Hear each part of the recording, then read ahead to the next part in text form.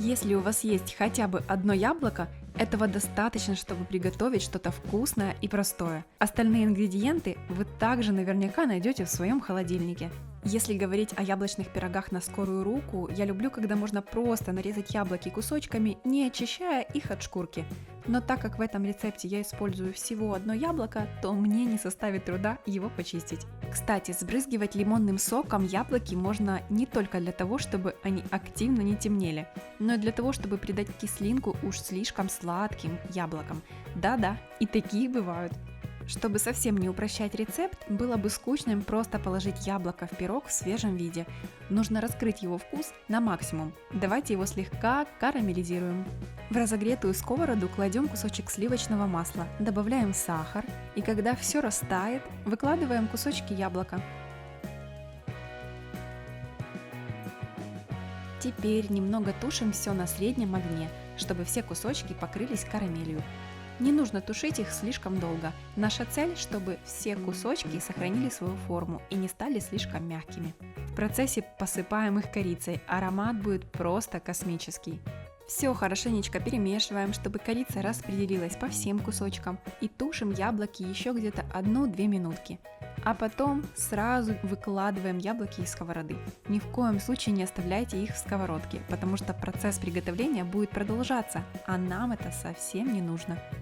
А теперь приготовим быстрое тесто. В миске соединяем 3 яйца, сахар и ванильный экстракт. Взбиваем все это до пышной однородной массы.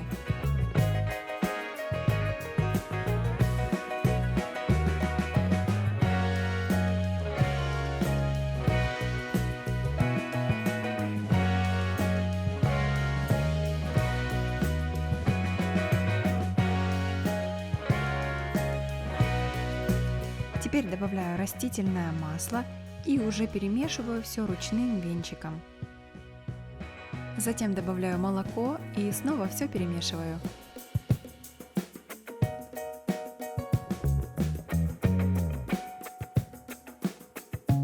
Теперь подготовим сухие ингредиенты. Пшеничную муку нужно перемешать с разрыхлителем.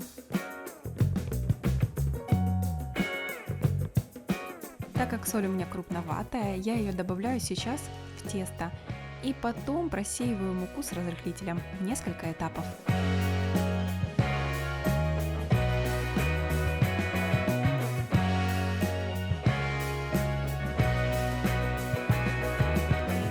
Должно получиться красивое, однородное, глянцевое тесто. Форму для выпечки слегка смазываю растительным маслом. А для удобства доставания готового пирога я выкладываю лист пергамента. Форму, понятное дело, можно использовать любую, какая у вас есть. Я использую в диаметре 20 см. Понятное дело, что чем больше в диаметре у вас форма, тем менее высоким будет ваш пирог. Чтобы тесто равномерно распределилось, я пару раз постукиваю формой по столу. И вот теперь сверху аккуратно выкладываем кусочки яблок. Кстати, если вы не ограничены одним яблоком и у вас с запасами продовольствия все окей, то вы можете вылить одну часть теста, выложить яблоки, потом вылить оставшееся тесто и сверху снова выложить вторую часть яблок. Поверьте, это будет еще вкуснее. Ну что, теперь отправляем наш пирожочек в духовку, которая уже разогрета до 175 градусов на 35-40 минут.